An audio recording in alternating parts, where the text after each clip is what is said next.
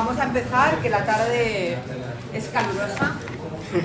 Y yo quiero agradecer a todos y a todas que a pesar del calor, de la fecha, de todo, pues hoy tenemos la sede nueva. Y eso pues evidentemente también se lo tenemos que agradecer a Juan, que ha venido desde un sitio mucho más fresquito que el País Valenciano, precisamente en julio ni más ni menos, ¿no? Para la presentación del libro El capitalismo no existe, ¿no? Por tanto, yo lo primero darle la bienvenida a Juan por venir al País Valenciano en nuestra sede, que aparte de ser el autor del libro, es el responsable de estrategia política y batalla cultural de Izquierda Unida. Anteriormente era el responsable de formación, yo creo que va a seguir haciendo lo mismo, ¿no? Y por lo tanto es el responsable de formarnos, de hacernos pensar como buen filósofo, porque él es licenciado en filosofía y profesor de filosofía. También ha sido concejal en Mieres desde 2 legislaturas, desde el 2015 al 2023, entre muchas responsabilidades, siendo el concejal de Cultura, y consiguió que Mieres fuera un referente cultural por el gran trabajo que realizó. Actualmente es el director general de la Agenda 2030, una responsabilidad que nosotros también gestionábamos cuando aquí no gobernaban los negacionistas precisamente de la Agenda 2030, y el trabajo que está haciendo allí también es muy importante. Nosotros marcamos siendo referente en políticas de la Agenda 2030 durante la pasada legislatura, y ahora evidentemente los compañeros y las compañeras de Asturias son referentes en lo mismo, ¿no? Y como comentaba antes Juan, como responsable de formarnos y de hacernos pensar, pues bueno, solamente con el título de su libro ya nos hace pensar mucho, ¿no? Que es El capitalismo no existe, ¿no? Nosotros, que la mayoría somos marxistas, ¿no? Pero cuando vemos este título, pues automáticamente nos paramos a pensar, ¿no? Y ya nos hace pensar antes incluso de ponernos a leer el libro, ¿no? Lo cual es muy importante, ¿no? Y que bueno, yo creo que trata, bueno, de que los empresarios, que esos que son tan defensores del libre mercado, luego en realidad, pues bueno, para ellos es muy importante que el Estado esté para garantizar sus beneficios, ¿no? Y yo no voy a seguir hablando del libro, porque para eso ya tenemos a Juan, pero quiero presentar también antes que Juan intervendrá Tomás, que todos lo conocéis, que es el cocoordinador de Joves de Esquerra Unida desde hace menos de un año, y sin embargo el trabajo que están haciendo es increíble. En estos momentos somos referentes en muchísimas políticas, como por ejemplo también el trabajo que están haciendo en el movimiento estudiantil, pero que además, pues bueno, también un gran filósofo, y que por lo tanto, bueno, tiene ahora la palabra. Gracias, Juan.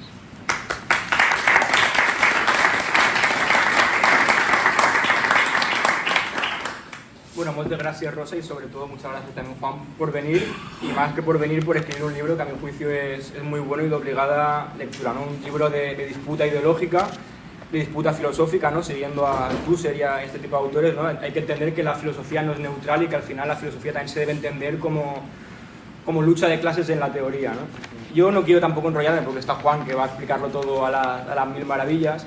Es que hay un par de puntos de su libro que me parecen excesivamente provocadores, ¿no? Y que creo que vale la pena tratar.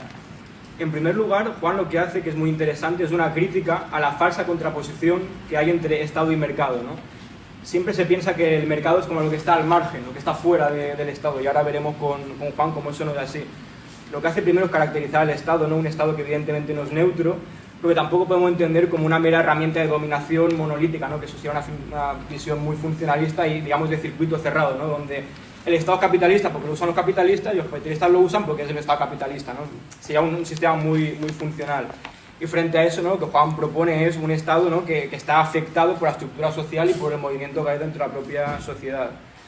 Y también me parece que es muy interesante la caracterización que hace del mercado, un mercado que, como comentaba también Rosa, no está al margen del Estado, sino que depende de él. Creo que es una gran tesis que Juan mantiene, que me parece muy acertada, ¿no? Es decir, la propiedad privada no es un derecho natural. La propiedad privada necesita de un Estado que la pueda garantizar jurídicamente y también, digamos, por medios coercitivos, ¿vale? Es decir, si yo voy a ocupar una casa, el derecho a la propiedad privada, ¿cuándo se expresa? Cuando viene un policía con un palo a pegarme y a sacarme fuera. Es decir, propiedad privada y Estado no se contraponen, sino que se complementan, y hace falta el propio Estado con sus aparatos ideológicos y coercitivos para poder, digamos, blindar esta propiedad privada.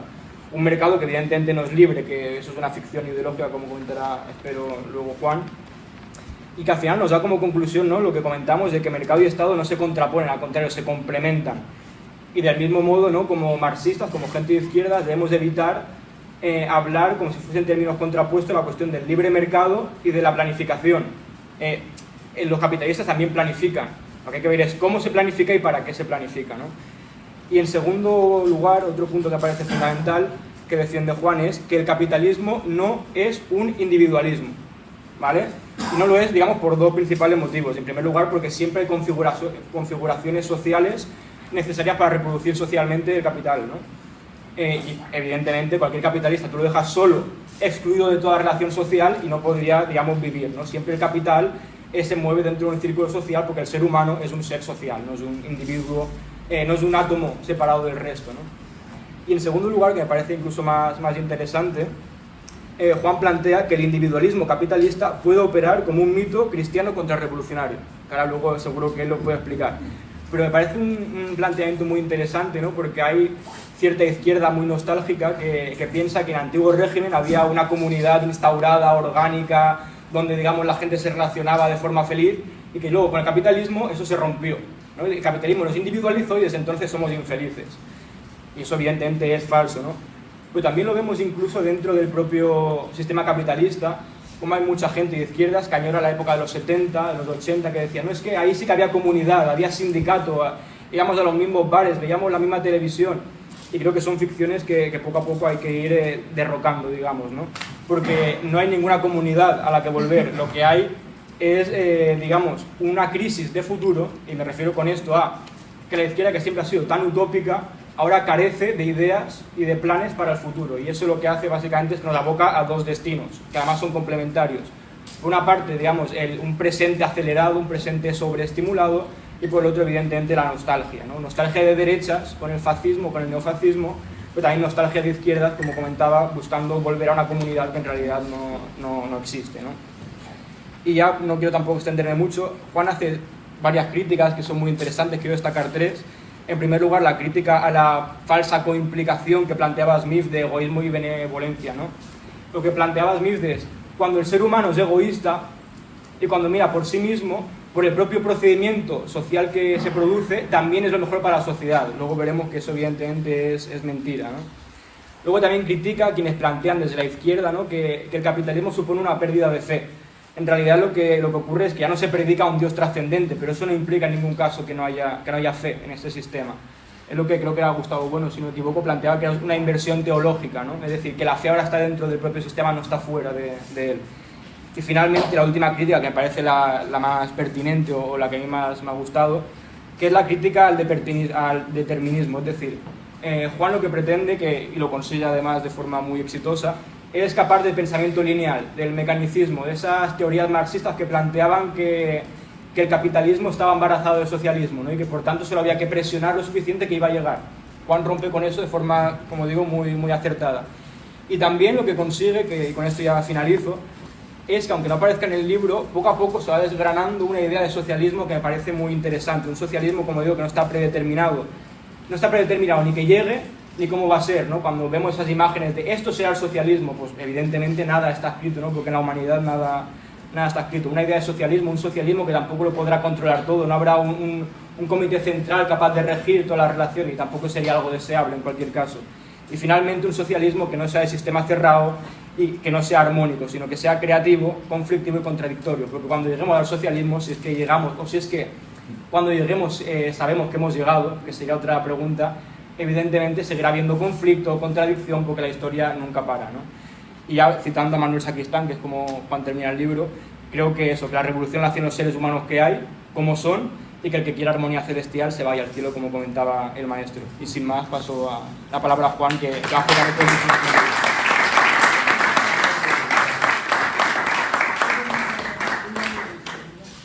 Muy buenas tardes, compañeras, compañeros. Para mí es un placer estar hoy aquí en el País Valencià. Muchísimas gracias a la organización por acogerme, por invitarme, a Rosa y a Tomás, que prácticamente yo creo que ya han hecho una síntesis ideal de lo que es el libro, y tampoco voy a querer reiterar mucho lo que dijeron, pero sí que intentar argumentar y abundar en lo que acabáis de comentar, ¿no? Rosa, por la propia experiencia institucional que tienes, sabe sobradamente que los capitalistas no creen en el libre mercado. Es decir, cualquiera que tenga una mínima experiencia en la política institucional sabe que los capitalistas no creen en el capitalismo. Y esta es la principal paradoja. De ahí el título del libro. El capitalismo no existe, es una fórmula incondicional. No existe si por capitalismo entendemos un mercado en el que hay libre concurrencia competitiva, donde distintas empresas en igualdad de oportunidades pues participan para ganar una serie de procesos, de licitaciones, de pliegos, etcétera, ¿no? Cuando uno está en la institución sabe que lo que quieren las grandes empresas es prebendas, lo que quieren son privilegios y que por tanto la historia del capitalismo es la historia de los monopolios, de los oligopolios y de los holdings. Es decir, el capitalismo en realidad es una economía de antimercado, está en contra del mercado. Hay un futbolista, lo cito en el libro, que se llama Marc Viduka, que decía: a mí me da igual perder todos los partidos siempre y cuando al final gane la liga, ¿no? Bueno, los capitalistas son un poco esto, es decir, a mí me da igual que haya concurrencia competitiva siempre y cuando no sea ni libre, ni concurrente, ni competitiva, ¿no? No creen en la libertad porque lo que quieren es el privilegio directo con la institución política y por eso necesitan al Estado. Ahora lo voy a desarrollar un poco, y por tanto digo que no creen en la concurrencia competitiva. De hecho, la fórmula contractual de la concurrencia competitiva lo que promueve principalmente es que siempre ganan los que tienen más dinero porque tienen más capital y que por tanto pueden hacer mejores pliegos, que pueden hacer mejores ofertas, etcétera, etcétera. Es decir, que al final en el capitalismo indefectiblemente el pez grande se come al pez pequeño, ¿no? Entonces hay esa relación, como muy bien decía Tomás, esencial entre los mercados capitalistas y los estados. Esto es históricamente así. Y el libre mercado ni existió, ni existe, ni existirá. Entonces esto no es ser del Barça o del Atlético de Madrid o del Valencia o... No, esto es que es imposible el libre mercado. No es estar a favor o en contra, es que el libre mercado es imposible. Eso es lo que defiendo en el libro, porque los mercados no pueden darse al margen de los parámetros estatales. No hay reproducción del capital si no hay mercados, no hay acumulación del capital si no hay estados. Los estados son como el útero del cual se nutren o del cual se alimentan los mercados y a su vez son una especie de progenitores suyos, ¿no? Y por eso se da esta relación dialéctica. Yo digo en el libro, hago una analogía con algo que se suele explicar en física muy rápidamente, que es el perpetuum mobile. Imaginad un motor, un aparato, una maquinaria que se alimentara de sí misma. Es decir, una vez que la ponemos en marcha, subsiste sin fuentes de energía externa. Esto es imposible porque viola los principios más elementales de la termodinámica. Bueno, pues pensar que hay un libre mercado al margen de los estados es lo mismo. O sea, viola los principios más elementales, no solamente de las ciencias políticas, sino de la física, de la biología, de la termodinámica, etcétera, ¿no? Y digo algo más incluso para provocar aún más en el libro. Hago la analogía incluso con la expresión de Dios existe. Al margen de las creencias que tenga nadie, aquí no voy a entrar, decía Chesterton que cuando alguien deja de creer en Dios incluso puede creer en peores cosas, ¿eh? Es decir, no voy a abrir aquí este debate, aunque lo planteo desde el ateísmo, pero podemos construir la expresión gramatical Dios existe, pero el Dios de las religiones del libro como un ser omnisciente, omnipotente, absolutamente bondadoso, perfecto, absolutamente feliz, etc., eso es posible. Entonces, el libre mercado es como el Dios existe, es como freír nieve. De hecho, quienes creen en el libre mercado como si fuera un Dios, ¿no? Entonces, por explicar como 4 o 5 argumentos de por qué el libre mercado no existe, yo os pondría los siguientes. Para que haya mercados tiene que haber lo que Rosa Luxemburgo llamaba acaparamiento de tierras. Y tiene que haber una expropiación y tiene que haber una depredación de bienes, de recursos materiales, ¿no? Esto fue así históricamente a través del colonialismo. De hecho, no hay trabajo asalariado si no hay trabajo forzado. La historia del capitalismo va ligada necesariamente a la historia del colonialismo y a la historia de la explotación, ¿no? No hay lo uno sin lo otro. De hecho, hay algo que siempre hay que recordar, y es que la expresión libre comercio nace a finales del siglo XVII, siglo XVIII, para mejorar la eficiencia en la esclavitud africana. Es decir, está ligado al tráfico atlántico de esclavos. En la sustitución de las empresas estatutarias por acciones, las compañías estatutarias por acciones, que controlaban pues, el tráfico atlántico de esclavos, ¿no? Se sustituye por libres empresas y de ahí surge la expresión de libre mercado. Por eso decía Marx que la noción de libre mercado o el capitalismo nace chorreando sangre y lodo, porque no hay capitalismo sin colonialismo y sin ecocidio, es decir, sin depredación de materiales, ¿no? de recursos materiales. En segundo lugar, los mercados necesitan que haya infraestructuras. Y esta atención porque a veces la izquierda en clave infantil equivoca este asunto. No es cierto que el capital lo quiera privatizar todo, como si fuera un molino satánico que todo lo quiere externalizar y privatizar. No, lo que quiere es transferir costes al Estado. Lo que necesita es que el Estado asuma inversiones importantes de infraestructuras, en líneas ferroviarias, en carreteras, en aeropuertos, y una vez que dan beneficios, posteriormente las privatizas. Pero el dinero lo tiene que poner el Estado, es decir, lo queréis poner vosotros, lo tenéis que poner vosotros, es decir, los ciudadanos a través de los impuestos, ¿no? Entonces, no es cierto que lo quiera privatizar todo, ¿no? Por ejemplo, en Asturias lo que está ocurriendo ahora es con la apertura de la variante de Pajares, son más de 10 años de obras que lo pone el Estado y la comunidad autónoma, son infraestructuras, es decir, que son gasto público, ¿no? O es inversión pública. Pero después va a haber una privatización de la comercialización de las líneas ferroviarias, ¿no? Que esto es un poco, yo creo, la batalla cultural y política que deberíamos dar, ¿no? Que es una cosa que atenta contra el sentido común. Es decir, ¿cómo es posible que haya una inversión pública ingente de millones de euros para que posteriormente se privaticen las líneas ferroviarias, en este caso, y la ganancia sea privada, ¿no? Y así con distintos temas, ¿no? Por lo tanto, necesitan estas infraestructuras. Por lo demás, también hay que tener en cuenta que todas las innovaciones históricas, científicas y tecnológicas se deben a la asistencia de los estados. Es decir, no habría Siri, no habría pantallas táctiles, no habría penicilina, no habría vacunas si no hubiera inversiones ingentes de los estados, ¿no? Con proyectos de investigación durante años, ¿no? Por otro lado, quien tiene el monopolio de la violencia son los estados. Y los mercados y las empresas necesitan recursos, como estamos diciendo, y para eso se necesitan las guerras, precisamente, ¿no? Y para eso necesitan dialécticamente a los estados capitalistas para la obtención del gas, del petróleo, del coltán, del litio, de los minerales raros, etcétera, etcétera, ¿no? No hay circulación del capital si no hay oferta monetaria, y las monedas las acuñan los estados, aunque se transnacionalicen, como es el caso del euro, ¿no? En la Unión Europea. Y lo más importante, y teniendo a mi izquierda a Rosa por la formación jurídica precisamente, y esta paradoja yo creo que es una de las esenciales, no hay propiedad privada si no hay sistemas jurídicos. Y los sistemas jurídicos son públicos, es decir, implican a los estados, suponen la existencia de los estados. Y aquí es donde con Marx distingo entre propiedad y propiedad privada, y con esto también quiero polemizar. Una cosa es la propiedad, es decir, esto es mío, o sea, es decir, yo me apropio de algo, pero para tener la seguridad o la garantía de que esto es mío, es decir, para que esa propiedad privada mía, tiene que haber un sistema jurídico que me garantice que esto es mío. Entonces, no hay propiedad privada si no hay sistemas jurídicos, si no hay derecho, ¿no? Entonces, yo aquí estoy con Marx, bueno, aquí en esto y en otras cosas, en casi todo, ¿no? Digamos, aquí estoy con Marx, con Engels y con Lenin.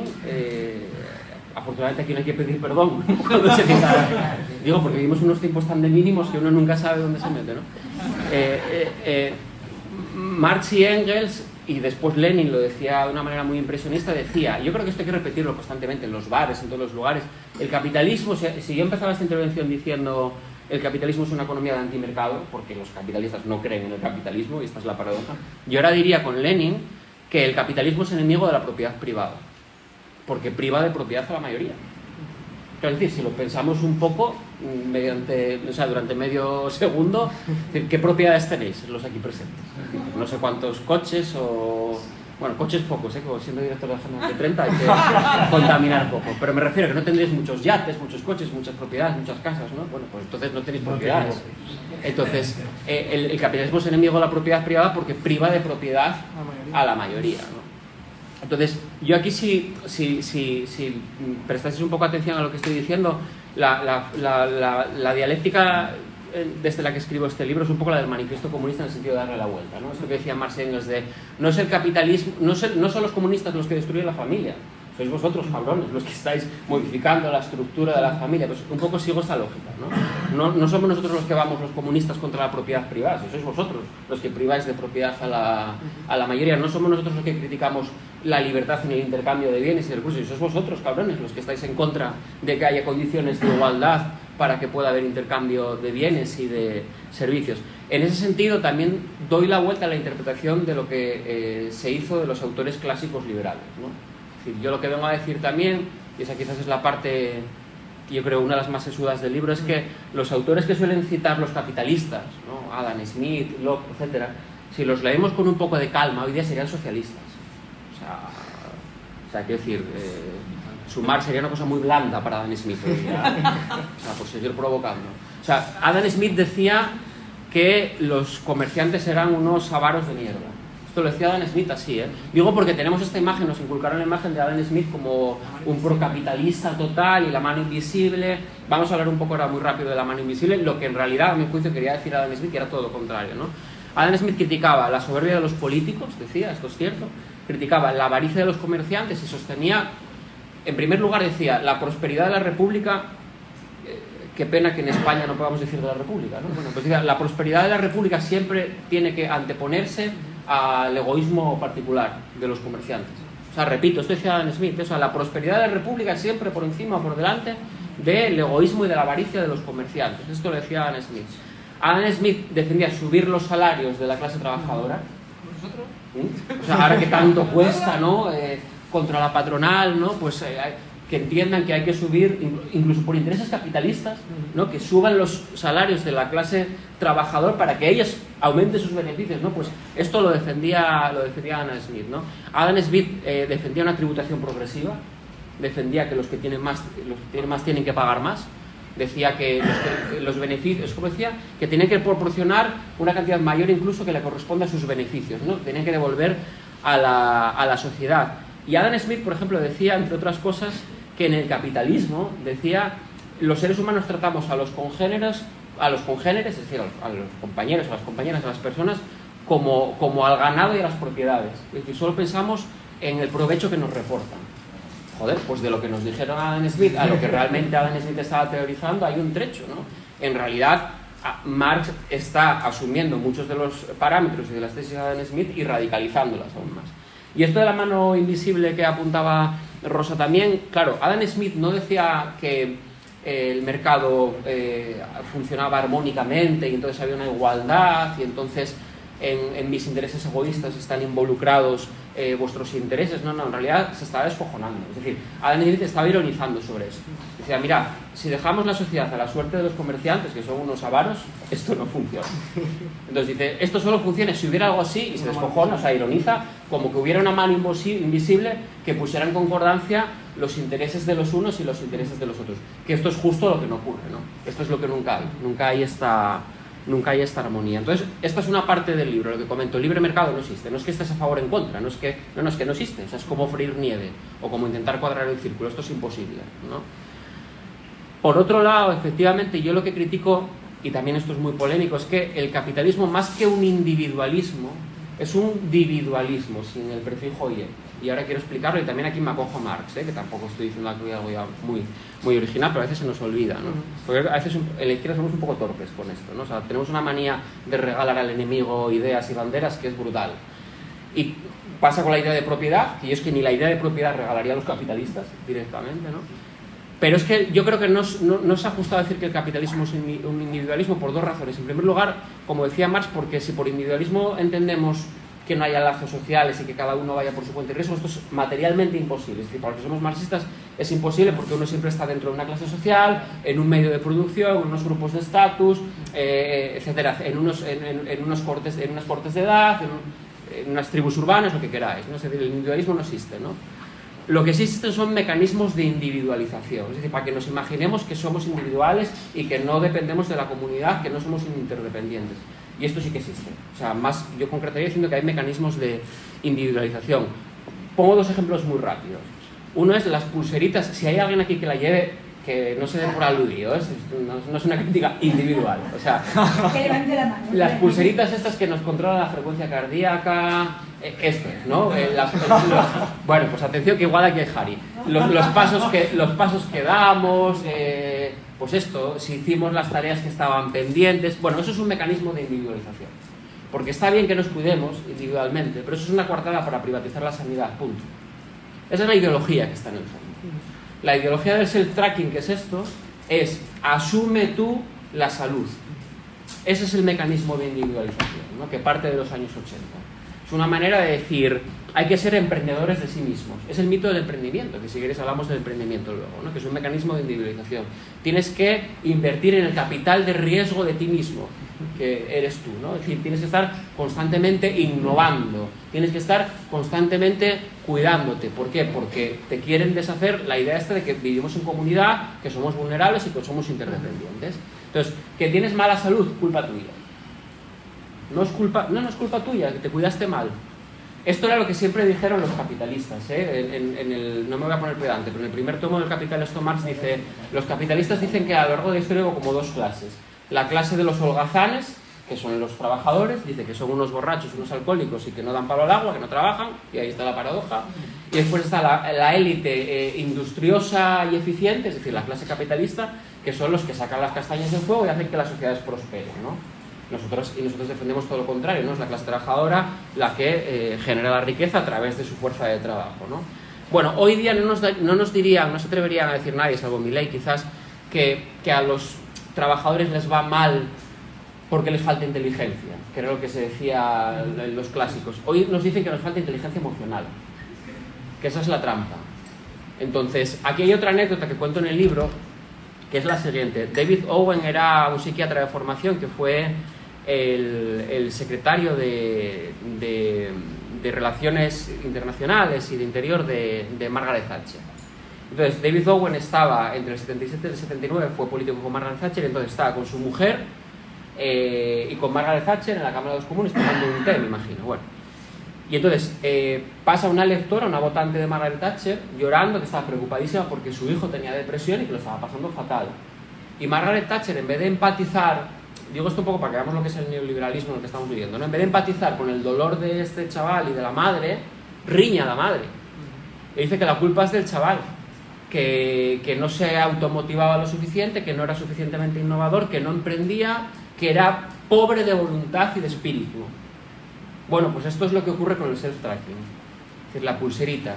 Es la ideología del pobre que no se cuida y que es una coartada de privatización, ¿no? Entonces, más que de individualismo, insisto, deberíamos hablar de mecanismos de individualización, pero ¿por qué hablo yo también del individualismo sin el prefijo IN? No solamente porque el capitalismo divide a la clase trabajadora, cosa que es obvia, ¿no? El divide et impere, pero eso pasa en el capitalismo, pero puede pasar en otro modo de producción, no van por ahí los tiros. Sino porque Marx lo que nos enseña es que el capitalismo lo que hace es explotar la fuerza de trabajo de la clase trabajadora, de los músculos, de los nervios, del cerebro, de la laringe, dice Marx, ¿no? Un poco como el vampiro chupa la sangre de su víctima. Es la metáfora que utiliza Marx en el Capital es esta. Igual que el vampiro absorbe o chupa la sangre de su víctima, el capitalista lo que hace es absorber la energía, es decir, lo que Marx llama la fuerza de trabajo en alemán, de la clase trabajadora, para de ahí obtener plusvalor y maximizar sus beneficios. Pues esto, más que un individualismo, es un dividualismo. Divide, fragmenta el cuerpo de la clase trabajadora en partes, como si fueran paquetes energéticos que posteriormente está explotando, ¿no?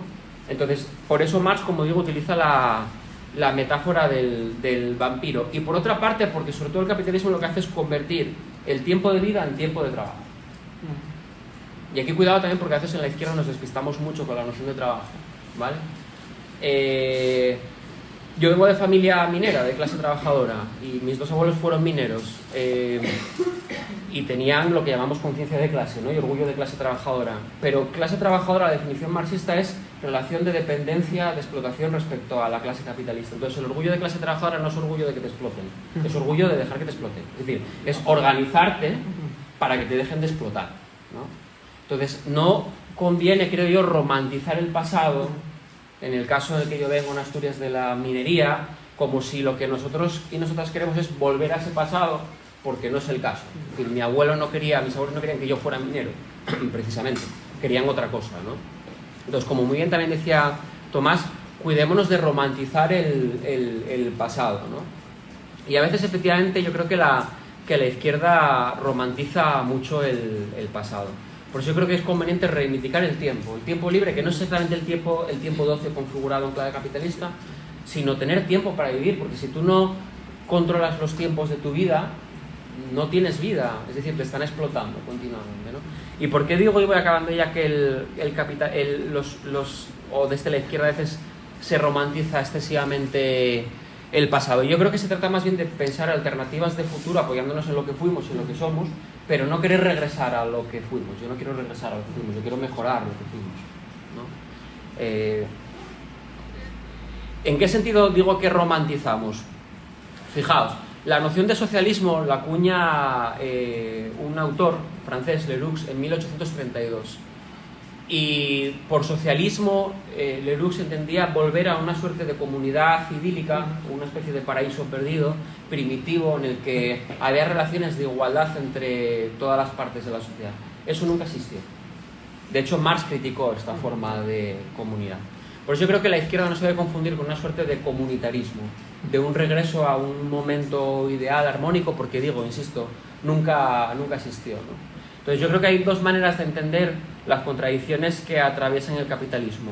Una es entender que hay contradicciones porque hay una comunidad perdida, perdimos una forma de socialización que hay que regresar a ella. Yo creo que esto no es así. Y hay otra manera de entenderlo, que es la de la superación precisamente del capitalismo, ¿no? Entonces yo creo que ahí está esa contradicción. El mito del emprendimiento lo que nos pide es ser seres plenos, ¿no? Estar en plenitud y ser íntegros, y lo que hace el capitalismo es precisamente fragmentarnos, ¿no? Es todo lo contrario.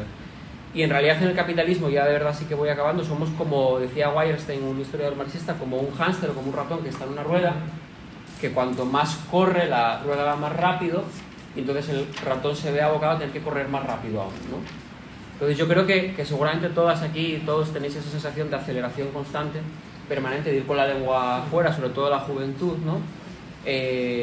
Porque es esa aceleración a la que nos aboca realmente el capitalismo, ¿no? Y eso también nos enfrenta a uno de los retos principales actuales, que es el de ser conscientes de que el modo de producción económico-político tiene unos límites biofísicos también, ¿no? Esto lo explicaría mucho mejor que yo la compañera Eva, ¿no? Eva Sempere, pero es también uno de los grandes retos que tenemos, ¿no? De que el socialismo tiene que ser un ecosocialismo en ese sentido, y que los bienes y recursos no son infinitos, son finitos y que se agotan, y que la prueba evidente es el eco-washing, que las propias multinacionales estén ya en una línea verde es precisamente porque el capitalismo fósil se agota, ¿no? Y esa es la prueba objetiva de que se va a otra dirección, ¿no? Entonces, por eso yo creo que uno de los aspectos que principalmente quiero subrayar en el libro es este, ¿no? O sea, y así, porque me gustaría más un poco el debate, ¿no? Realmente. Yo sí que quería concluir esta intervención diciendo lo siguiente, haciendo una especie de defensa de la paciencia revolucionaria, ¿no? Revolucionaria, no paciencia solamente, revolucionaria en el sentido siguiente. Mirad, esta ideología que nos encharca hoy día, cuando surge eran 4 gatos, Es decir, la Segunda Guerra Mundial acaba en el 45, en el 46, a través de los tratados de Bretton Woods, se funda el Banco Mundial y el Fondo Monetario Internacional. Lo digo así muy rápido a grandes rasgos, ¿vale? Los autores principales de esta ideología neoliberal, Hayek, von Mises, etcétera, estaban en minoría ideológicamente, porque políticamente las tesis principales eran otras, las socialdemócratas, las comunistas o las poscomunistas, etcétera. Y tuvieron paciencia y poco a poco fueron hegemonizando la ideología actual. Digo esto porque cuando empezaron con esta manera de entender la realidad eran 4 que se reunían. Fueron poco a poco, después con sus think tanks, con sus dineros, etcétera, y fueron hegemonizando, ¿no? Entonces que esto también lo tengamos en cuenta, que a veces hay que dar la batalla y sostener tesis aunque estés en minoría, a veces, y que en ese sentido que no hay que tener miedo a decir lo que pensamos, ¿no? Hombre, siempre modulándolo, etcétera, etcétera, ¿no? Porque estos autores no se cortan un pelo en decir lo que dicen, ¿no? O sea, y hay que dar la batalla cultural precisamente por eso. Por ejemplo, los neoliberales no creen en la democracia, hay que decirlo, no, son enemigos de la democracia. Los neoliberales están en contra de los derechos humanos, pero no lo digo yo, es que lo dijeron ellos. Por ejemplo, Hayek, que es uno de estos autores principales, estoy hablando así como muy rápido, para acabar pronto. Hayek defendía que había que estar en contra de la Declaración de los Derechos Humanos porque seguía la estela republicana plebeya de la Declaración Francesa de 1793, que era la de los jacobinos, ¿vale? Entonces, Hayek estaba en contra de la Declaración de los Derechos Humanos porque está en contra de la justicia social. Entonces, está en contra de que la gente tenga pensiones, de que tenga seguridad social, de que haya derecho a la vivienda, de que haya igualdad de oportunidades, que haya igualdad de sexo-género, todo eso están en contra. Entonces están en contra de la Declaración de los Derechos Humanos, están en contra de la Agenda 2030, por eso nos sorprende que están en contra de la Agenda 2030, ¿no? Porque precisamente están en contra de la democracia. Y ya para acabar solamente con una anécdota, recordad siempre que estos autores neoliberales tuvieron como laboratorio la dictadura de Pinochet en Chile. Insisto en que no creen en la democracia, es decir, ellos creen en gobiernos que protejan la acumulación de capital y la maximización de beneficios de una minoría social, de la clase capitalista. Entonces, solamente están a favor de la democracia cuando sea compatible con esto. Si es una democracia que lo que intenta es distribuir equitativamente la riqueza, tener una tributación progresiva y que haya avances y conquistas en derechos sociales, laborales y civiles, están en contra del Estado y están en contra de la democracia. Si el Estado protege los privilegios de una minoría potentada, de una minoría social, están a favor, en ese caso sí que están a favor del Estado, porque están a favor de un Estado que sea fuerte con los débiles y que sea débil con los fuertes. Y entonces, anécdota final, Hayek, este autor, se pone en contacto con Margaret Thatcher y le dice, lo que tienes que hacer es como Pinochet en Chile, instalar una dictadura en el Reino Unido. Y la propia Margaret Thatcher dijo, hostia, te pasaste. ¿Qué ha pasado? O sea, aquí ya vas basadísimo, ¿no? O sea, aquí te pasaste, ¿no? Entonces, quiero acabar con esta observación de que si nos despistamos, desfondan y acaban con todo, es decir, con la democracia y con los derechos humanos, ¿no? Y bueno, pues gracias por la atención y a partir de aquí pues debatimos de lo que queramos.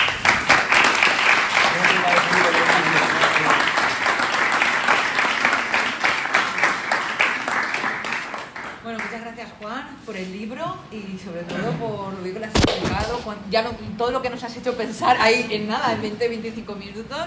Y bueno, yo creo que todo el mundo estará con muchas ganas de intervenir, de preguntar y de leer el libro, que yo lo acabo de colar en mi lista a primer lugar.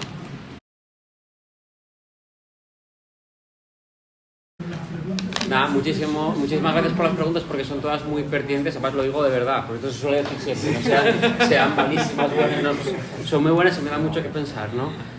Voy a intentar responder a todo, pero muy rápido. Por ejemplo, aquí citabas a Nietzsche con el Dios ha muerto, pero lo interesante es la segunda parte. Dios ha muerto porque lo hemos matado nosotros, los hombres. Entonces, por analogía con el capitalismo, la pregunta es ¿quién va a matar el capitalismo? ¿Quién va a ser el verdugo? Que diría Marx, ¿no? Entonces, esa es la cuestión. Y tú lo decías precisamente por analogía con el título, el capitalismo no existe, ¿no? Claro, vuelvo a reiterar esto, ¿no? Es decir, el capitalismo no existe si entendemos por capitalismo libre mercado, eso es lo que no existe, ¿vale? De hecho, un poco en dialéctica lo que tú decías, Rusia es un capitalismo de Estado, todos los capitalismos son de Estado. Todos los capitalismos son de Estado. La pregunta es qué tipo de Estado, qué tipo de oligarquía, qué tipo de ficción jurídica burguesa, qué tipo de... Pero todo el capitalismo es de Estado. Digo, porque esto lo digo frente a otra corriente de marxismo que en su momento, Mundolfo, etcétera, distingue entre capitalismos de Estado. No, todos los capitalismos son de Estado. O sea, si somos consecuentes nos daremos cuenta que todos los capitalismos son de Estado. ¿Y por qué no hay mercado libre? Muy rápido, por poner ejemplos actuales, ¿no? En relación con lo que tú comentabas. Estados Unidos protege con aranceles la industria automovilística de Estados Unidos frente a la China, por ejemplo, ¿no? Elon Musk pidió en su momento a Trump, y de hecho hizo maniobras al respecto, el que, ¿cómo se llama? Huawei, ¿no? La empresa Huawei no operara en Estados Unidos para proteger a Microsoft y a ¿cómo sabes? Apple, ¿no? Microsoft y Apple. Eso es soberanía, eso es Estado, eso es capitalismo de Estado, ¿no? Sí. Bueno, hablamos de Milley, sí. De hecho, hablo de Milley aquí en el libro mucho, ¿eh? Otro ejemplo, los capitalistas de riesgo de Silicon Valley, que eran hasta ahora más bien partidarios y metían dinero al Partido Demócrata, en esta campaña van a apoyar a Trump. ¿Y sabes por qué van a apoyar a Trump? Porque Biden quiere subir un 25% los impuestos a aquellos que tengan más de 100 millones de ganancias, etc. Y entonces ahora resulta pues, que estos capitales o estos magnates del capital riesgo pues defienden la posición de Trump. Por cierto, lo cual destroza esta distinción entre globalismo y soberanismo, que es una mierda de distinción. Es decir, los defensores del capital global defienden soberanías fuertes, a su vez, y necesitan estados que protejan sus propios intereses. O sea, los intereses digitales contra los chinos, los intereses automovilísticos contra los chinos, y la Unión Europea hace lo mismo, defensa de la ganadería frente a la hispanoamericana, etcétera, etcétera, ¿no? Entonces, todo capitalismo es capitalismo de Estado, ¿no? Entonces, la pregunta, me gustó mucho lo que dijiste de Dios ha muerto, la cuestión es quién va a matar, como quién mató a Dios, que fueron los hombres. ¿no? La idea de Dios, ¿no? En ese sentido. Pues ¿quién va a matar al capitalismo? Esa es la pregunta de Marx, ¿no? ¿Quién va a ser el verdugo? Hablabais de la dictadura del proletariado. Bueno, aquí hay que tener en cuenta cuando Marx toma de blanco la noción de dictadura del proletariado, por dictadura del proletariado entiende lo más democrático que existe, ¿eh? Se está hablando de la comuna del país. O sea, no es una dictadura en el sentido negativo, ¿no? Para la militancia socialista o comunista. Pero sí que aquí al final del libro hago una crítica a cierta concepción clásica del socialismo. Lo que Althusser llamaba el socialismo. Si esto es el socialismo, esto es la mierda. Y lo voy a intentar desarrollar muy rápidamente. Althusser criticaba, el filósofo marxista, que había gente que entendía el socialismo como una fase de transición en el sentido siguiente. Sabemos que el proceso va a ser largo, duro, tortuoso, ¿no? En esa fase de transición al comunismo, en ese momento socialista. Entonces hay que construir entre todos una gran barca, ¿no? Una gran embarcación. Y como la tarea es muy ardua y muy costosa, tiene que haber una vanguardia que dirija a la gente que va en el barco, en la barca, ¿no? Y va a ser un proceso muy violento. Pero no os preocupéis porque a lo lejos vemos el paraíso idílico donde estallará la alegría, la novena sinfonía, etcétera, etcétera, etcétera, ¿no? Yo creo que es un error pensar así en esa fase transicional del socialismo. Por de pronto a mí me parece muy sospechoso que en esa vanguardia nunca haya mujeres. Bueno, esto para una tesis. Eso da para una tesis, o sea, que es una cosa que era una cosa muy machirula y muy masculinista, la vanguardia de hombres que dice al resto de gente es lo que tiene que hacer, en primer lugar. En segundo lugar, porque creo que reproduce maneras de hacer del capitalismo, puras y duras, ¿no? Y de violencia pura y dura. Entonces yo realmente, si el socialismo es eso es la mierda, que decía Althusser. Yo, por socialismo, entiendo otra cosa, que es la igualdad de las inteligencias y el que nadie es más que nadie y que por tanto nadie debe quedar atrás, ¿no?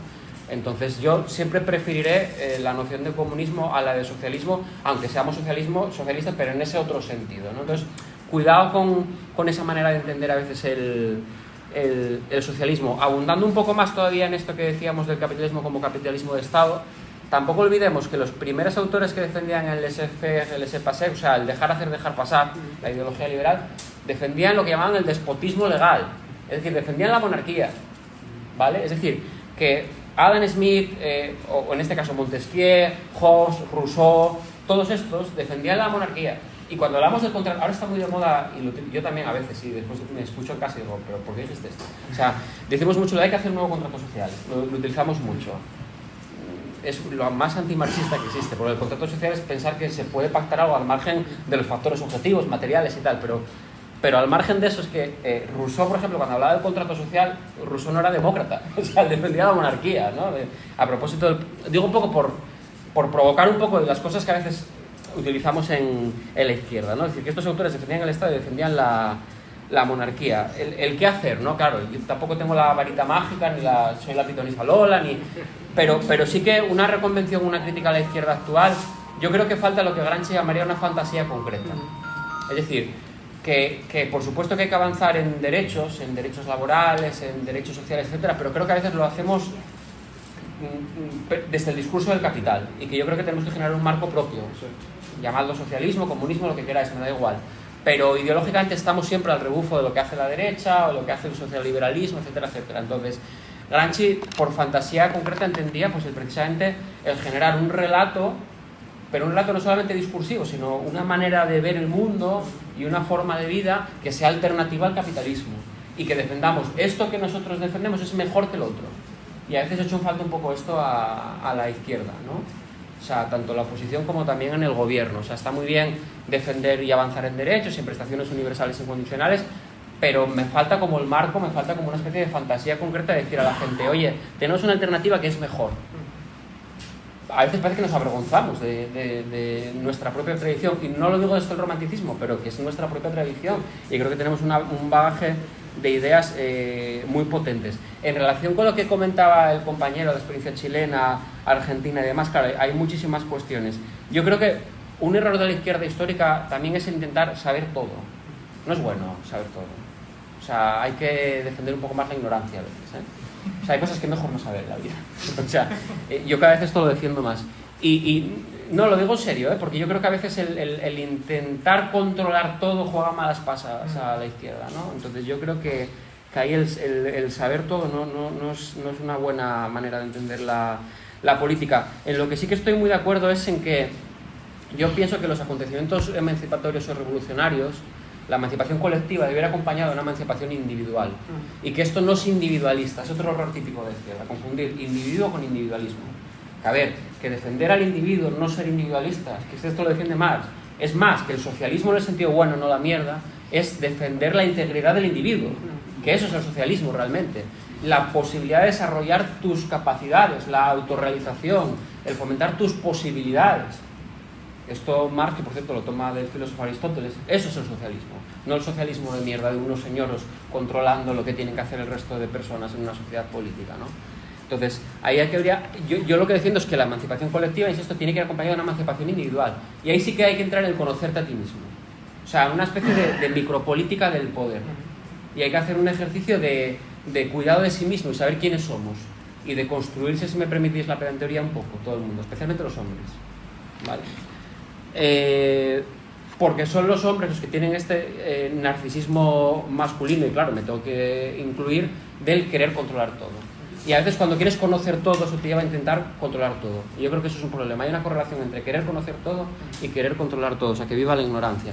Respecto al romanticismo, a ver, yo me refiero al romanticismo, sí que creo que hay una izquierda que es muy melancólica.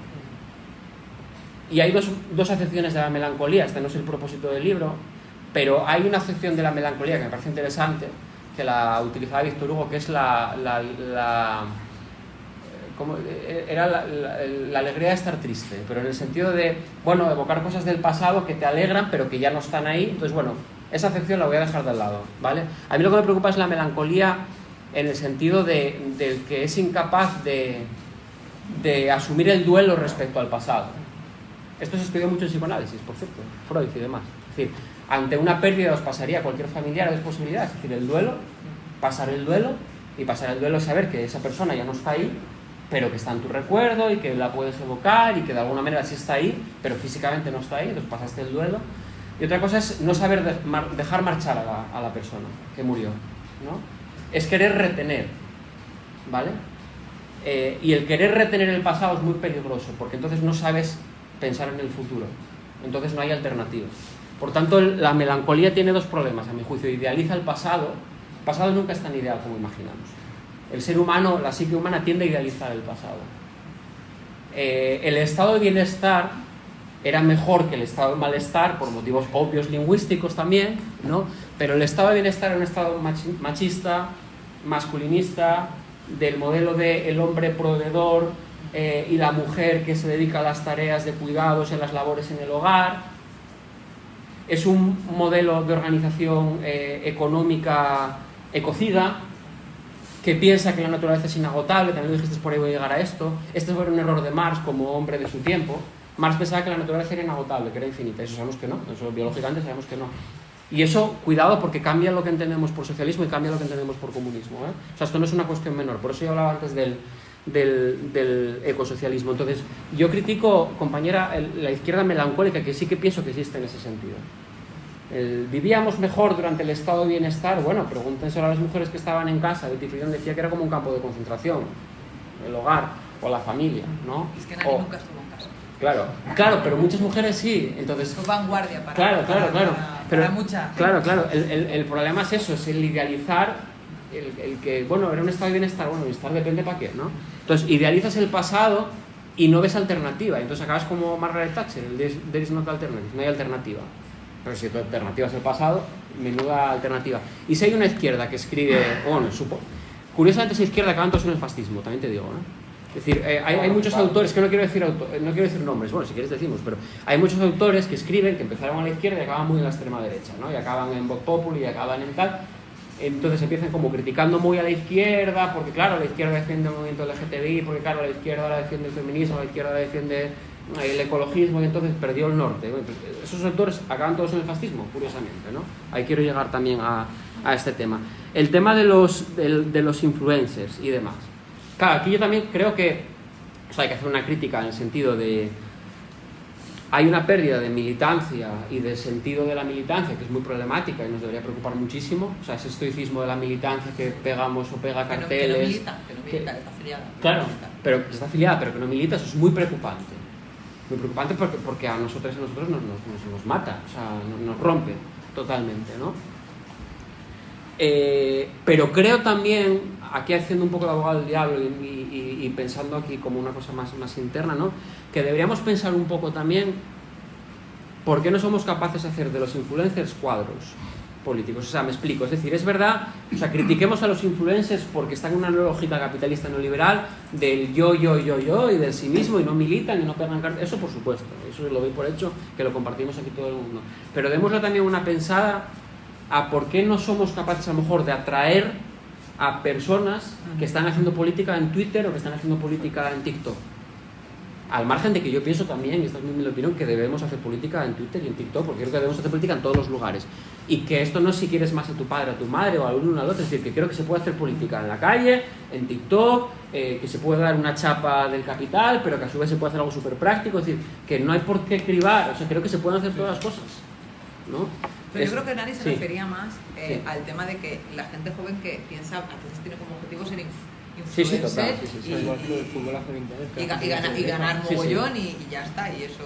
Sí, no, yo totalmente de acuerdo. Si tuviéramos los millones que le hemos dado a la Claro. Quirón como el ejemplo, Claro. imagínate cuántos influencers de estos Claro. podríamos tener haciendo política. Tres Alvises hubiéramos tenido ahí. Totalmente. Imagínate, nada más que con la mitad el que doblaba los Dodotis, Sí, ese sí, de sí. los Dodotis, imagínate. Pero claro, Sí. no tenemos ese capital. No, totalmente, o sea, vamos, ahí Eso me estoy... refería. Ahí estoy totalmente de acuerdo con esto, ¿eh? Por ir acabando también con más... Mira, ligando precisamente con esto de la comunidad y lo que habláis de los inmigrantes. Claro, a mí la comunidad que me interesa es la comunidad de quienes no tienen comunidad. Eso es lo que más me interesa. De las personas migrantes, de las mujeres maltratadas que sufren violencias, del colectivo LGTBI, por supuesto de la clase trabajadora. Es decir, que al final yo creo que la izquierda lo que defiende es un sentido de comunidad, por supuesto, que todo el mundo que tenga un sentimiento de pertenencia, eso es importantísimo en política, pero especialmente los nada de hoy, es que lo dice la Internacional, que todo lo han de ser. O sea, nuestra lógica es esa, ¿eh? Es la comunidad de quienes no tienen comunidad, es decir, ven aquí hay una comunidad, ¿no? Entonces, ¿qué papel tienen los inmigrantes? Para mí todo, es decir, porque es la demostración de que esto no funciona, de que el capitalismo no funciona. Entonces, lo importante es la comunidad de quienes no tienen comunidad, la parte de los sin parte, que dice otro filósofo, que es Jacques Rancière, ¿no? Los nada de hoy, o sea, en ese sentido ya está en la Internacional. Respecto a crecer o no crecer, esto lo debatimos mucho en escuelas de formación. Claro, yo defiendo el decrecimiento, pero decrecimiento, claro, la cuestión es que hay cosas que tienen que crecer y otras que tienen que decrecer. O sea, los servicios públicos tienen que crecer. La vivienda en ese sentido tiene que crecer, o la salud, o la educación, todas esas prestaciones sociales tienen que crecer. Lo que tienen que decrecer son otra cosa. Son las grandes propiedades de unos pocos, esos yates, esos jacuzzis, eso es lo que tiene que decrecer. Y es que de hecho el decrecimiento hoy día ya no es una opción política, es que es un hecho. Es que los recursos se agotan. Entonces es algo ya que se impone. Pero fijaos ya por ir acabando respecto al crecimiento. Yo creo que una cosa en la que llama la atención en el libro, esto lo dice mucho Yayo Herrero, es, claro, para mí el Producto Interior Bruto no es la Biblia, o sea, no es un criterio. Porque en el Producto Interior Bruto computa el gasto militar. Entonces, para mí el gasto militar tampoco es la riqueza que yo entiendo. Marx decía, por cierto, a propósito del tiempo, que el problema era que los pobres eran pobres de tiempo. Y la clase trabajadora es pobre de tiempo. Es pobre de tiempo porque no tiene tiempo para vivir, porque si te pasas la vida el día trabajando, no tienes tiempo. Entonces eres pobre de tiempo, ¿no? Entonces, el Producto Interior Bruto no es el criterio porque, insisto, computa cosas como el gasto militar y no computa, por ejemplo, las campañas de un pacifismo activo o no computa la protección del medio ambiente, etcétera, etcétera, ¿no?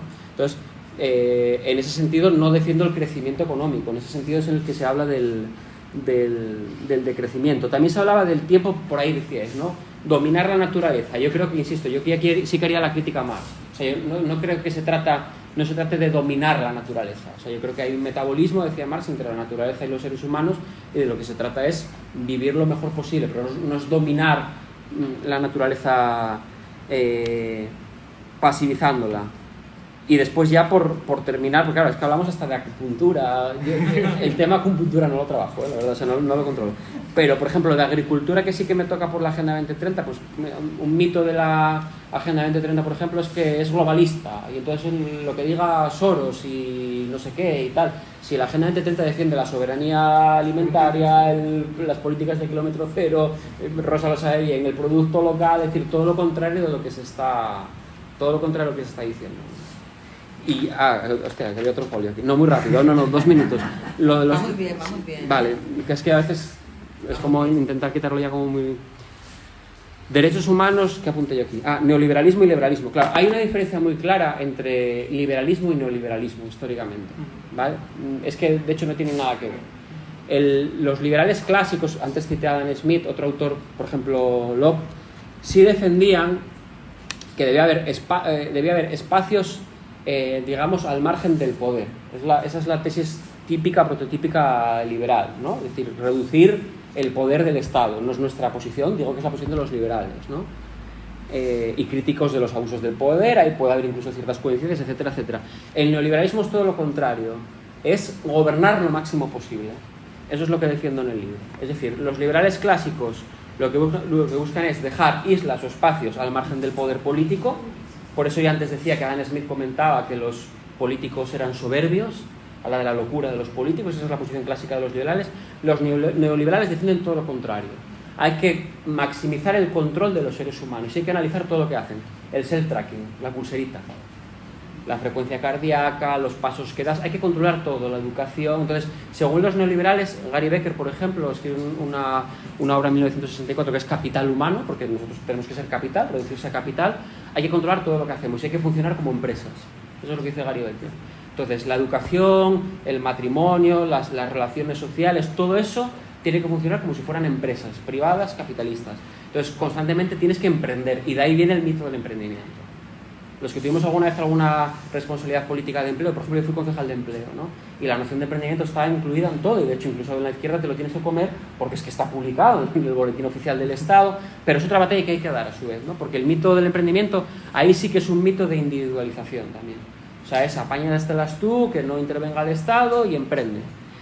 Y aquí la diferencia entre el liberalismo y el neoliberalismo es que el neoliberalismo no se basa en nada en Smith o en Locke, que defienden el interés común por encima del interés personal o egoísta.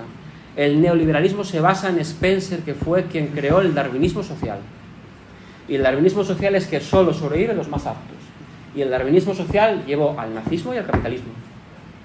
Antes decía que el capitalismo de Estado es como redundante, no es como decir mundo mundial. Bueno, decir capitalismo salvaje es lo mismo, es decir, capitalismo salvaje, es decir, no puede ser de otra manera, ¿no? Entonces, el neoliberalismo es darwinista social, piensa que solo sobreviven los más aptos. Entonces, si te va mal en la vida, y voy a acabar en mi ley, si te va mal en la vida es porque eres una mierda y te lo mereces. Eso es lo que piensan de nosotros, ¿vale? O sea, si eres comunista o eres feminista o defiendes el movimiento LGTBI o eres ecologista, estás mal de la cabeza. Es lo que piensan de nosotros, ¿vale? Y esto hay que tenerlo en cuenta. Y si te va mal en la vida, no tienes muchas riquezas, no tienes muchas propiedades, es porque te lo mereces. Y si sufres, como hizo Margaret Thatcher con esta lectora suya, es porque te lo mereces, porque no emprendiste lo suficiente. Entonces, los grandes, no lo quise hacer como muy... O sea, esta charla quería que fuera como más tranquila, ¿no? Por no ir autores por autores, pero estos autores, Hayek, von Mises y demás, decían que la noción de justicia social sobra. Y esto es lo que defiende a rajatabla Milley, que con él... porque yo pienso que hay que tomarse al enemigo en serio, O sea, ridiculizamos mucho a Milley porque es que es ridículo, el pavo, o sea, es muy ridículo. Habla con los perros, o no sé qué, muertos, o no sé, vale, es ridículo, pero no es tonto. De hecho, es economista, tiene su formación y no es, de tonto le tiene un pelo, O sea, que tomémonos en serio al enemigo. Entonces, Milley toma de Rothbard, que es como su maestro, digámoslo rápidamente, que a su vez lo toma de estos autores, Hayek y von Mises, la idea de que la noción de justicia social sobra en el mercado. Dice que en el mercado ha de funcionar la justicia conmutativa, que es intercambiar bienes y servicios, pero la justicia social sobra. ¿Por qué crees que le sobra la justicia social? Porque toda política que vaya dirigida a prestaciones sociales, a bienestar, a educación, a sanidad, a cultura inclusiva, a igualdad entre hombres y mujeres, personas trans, etc., todo eso le sobra. Le sobra. Porque lo que ocurre en el mercado es así, porque el mercado es un mecanismo perfecto de asignación de la riqueza. Entonces, si te va mal, es que eres imbécil. Pero es que lo defienden así, tal cual. Y esto es lo que defiende Milley. O sea, esto Milei lo defiende tal cual. O sea, vamos, es que de hecho lo leí ayer todavía por la noche, ahora se están publicando como más artículos de él en editoriales españolas y demás, y es que lo defiende pero tal cual. Bueno, lo defendió hace poco en el foro de Davos. O sea, dice, el mercado es un mecanismo de asignación de la riqueza perfecto. Y claro, si ya partes de esa definición del mercado, todo lo que ocurre en el mercado es porque te lo mereces, eso es culpa tuya, es que es culpa vuestra. Eso es lo que está diciendo Milei. Entonces, hay que decir esto, no creen en la democracia, no creen en los derechos humanos y son darwinistas sociales. Y esa es la cuestión. Yo lo que estoy preparando ya como un segundo libro y lo que defiendo es que defienden una especie de darwinismo lacrimógeno. Darwinismo lacrimógeno en el sentido de que ellos piensan que la población migrante, que las mujeres, las feministas, la clase trabajadora, etcétera, son como virus que se inoculan en la sociedad para deshacerla desde dentro y que contaminan, ¿no? Y esto lo piensan tal cual, ¿no? Y entonces le dan la vuelta a la tortilla y después están con la lágrima de lo políticamente correcto y la cultura de la cancelación, ¿no? Entonces, si dicen cosas muy nazis, llega a la izquierda y nos cancela, ¿no? Que no es eso, y es que además después pueden decir todas las burradas. Esto es la obsesión que tienen porque ahora no se pueden contar chistes de gangosos, dicen, y que no se pueden contar chistes de machistas. Sí se pueden contar chistes. Lo que pasa es que la suerte es que afortunadamente hay una parte de la población que no lo ve bien, y antes la gente lo veía bien y lo reía. Entonces, son autores que no creen en la democracia, que no creen en los derechos humanos, que por eso se oponen a la Agenda 2030, etcétera. Y son darwinistas sociales, ¿no? Era un poco lo que decía. Y ya para que decías, hay una reformulación del fascismo. Bueno, a ver, yo creo que a veces aquí la izquierda es un poco perezosa y llamamos fascismo a todo. Y hay que hilar un poco más fino. Es decir, estos autores sí defendieron el fascismo. Además es que, vivieron una parte de ello, ¿no? Es decir, por ejemplo, von Mises defendió a Mussolini. Y esto no es que venga yo aquí, no es una opinión, es que es así. O sea, es que esto es inopinable, esto es así. O sea, von Mises distinguía, y Hayek distinguían, y acabo ya, entre democracia limitada y democracia ilimitada. La democracia limitada, que era la que defendían limitar la democracia, para que no queden ya dudas, ¿no? Ya te lo decían. O sea, la democracia limitada es la que limita la democracia, es decir, que tú puedas votar cada X años, o sea, la democracia está bien siempre y cuando haya propiedad privada de una minoría, no la vuestra, sino la de una minoría. Entonces, eso es la democracia limitada. Pero si la democracia es lo que llaman ilimitada, que es conquistar en derechos sociales, libertades, etcétera, entonces prefieren dictaduras, prefieren autocracias, etcétera, etcétera, etcétera. Por eso defendieron el Chile de Pinochet y defendieron a Mussolini. O sea, von Mises defendió a Mussolini. ¿Por qué? Respondiendo un poco a la pregunta que hacéis por ahí atrás. Porque los fascismos fueron momentos de acumulación del capital donde no hubo trabas a la gran empresa. Joder, de hecho, Bayer, por ejemplo, ¿no? La empresa farmacéutica, creció con el nazismo, ¿no? Hugo Boss, creo que una marca de estas también. Hugo Boss, es decir, creció con el nazismo, etcétera, etcétera, ¿no? Entonces, eran defensores totalmente de la propiedad privada. O sea, no había cortapisas a la propiedad privada. Entonces, yo no creo que se tengan que formular tanto como que son fascistas, como que sí que, desde luego, no son demócratas y defendieron el fascismo en su momento. Lo que pasa es que yo creo que vamos a una cosa distinta. O sea, ahí no hay que tener pereza. Lo que hacen sobre todo es poner a pelear, y con esto ya acabo, a los últimos con los penúltimos. Y esto es lo que me preocupa. Es decir, que lo que hacen es dividir por una parte la pobreza o la precariedad de la clase trabajadora blanca del mal llamado primer mundo, que por supuesto que ahí hay explotación, es decir, hay clase trabajadora, es decir, nosotros somos blancos, es decir, digo blanco, todo esto entre comillas, ¿no? Por supuesto. Poner a competir o poner a rivalizar estas situaciones de precarización con la situación de las personas migrantes o con la situación de las mujeres feministas, bla, bla, bla, bla, bla, bla, bla, ¿no? Y entonces, y ahora sí acabo de verdad, yo creo que aquí la otrora socialdemocracia, ahora socialliberalismo ni siquiera, ¿vale?, es culpable de esta situación en la que estamos.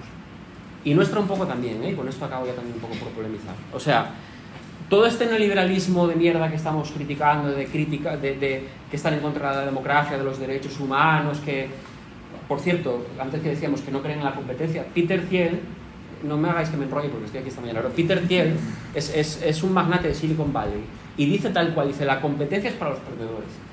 O sea, los por abajo a competir, pero por arriba monopolios, ¿viste? Entonces, ¿qué era lo que iba a decir para acabar de esto? ¿Con qué estaba yo? Que esto era una cosa interesante del fascismo y demás. Joder, no me acuerdo.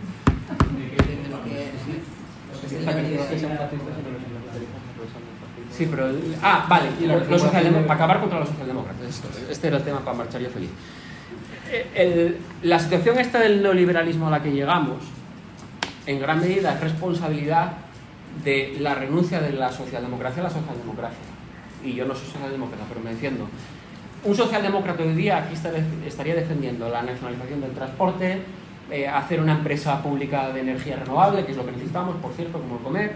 Los chinos ya lo hicieron, por cierto. Eso es lo que defendían. Ni siquiera un comunista, es decir, un socialdemócrata... No, si los marxistas no estábamos de acuerdo. Claro, o sea, un socialdemócrata está defendiendo una empresa pública de sectores estratégicos, bla, bla, bla, bla, bla, bla, bla. El neoliberalismo renuncia a esto y por eso Margaret Thatcher decía, cuando decían, ¿cuál es tu mejor logro? Dijo, Tony Blair. Se lo dijo Margaret Thatcher. ¿Por qué? Porque el Partido Laborista asume la ideología neoliberal. Entonces empieza a privatizar todo.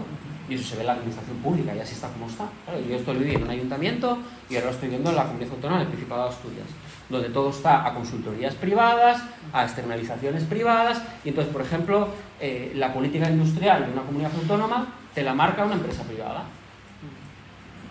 Si esto no es preocupante, ostras, a mí esto me parece súper preocupante. O sea, que los partidos que se dicen socialdemócratas históricamente, entonces, yo creo que hay una responsabilidad de los partidos socialdemócratas de dejar de ser socialdemócratas en ese sentido, ¿no? Y también de una falta de alternativas comunistas y poscomunistas. Una vez sobre todo que cae la URSS, ¿vale? Y ahí, por ahí va lo de la melancolía, ¿no? Es decir, porque la URSS obviamente garantizó estado de bienestar, ¿no? Pero una vez que cae la URSS, y ese es el problema, que la izquierda comunista pues queda un poco sin saber muy bien qué hacer, ¿no? Y bueno, estamos en esa situación de necesidad de proponer alternativas. Y yo lo que he hecho en falta, y acabo ya, por ejemplo, en la experiencia actual, ¿no? en la que nos encontramos en España, ¿no? Es que más allá de los avances que se hagan en el gobierno, que los hay, son innegables, etcétera, muy tímidos, pero los hay, he hecho en falta lo que Gramsci llamaba una fantasía concreta. Proponer un marco alternativo en general. Y después ver a lo que llegamos, ¿no? Porque depende de la correlación de fuerzas y ideas, pero he hecho en falta un relato, decir, esta es nuestra idea de la realidad política y del mundo, ¿no? Y es mejor. Y hay que salir a la calle y decir, y esto es mejor que proponemos, ¿no? Y ya, porque es que me estoy muriendo.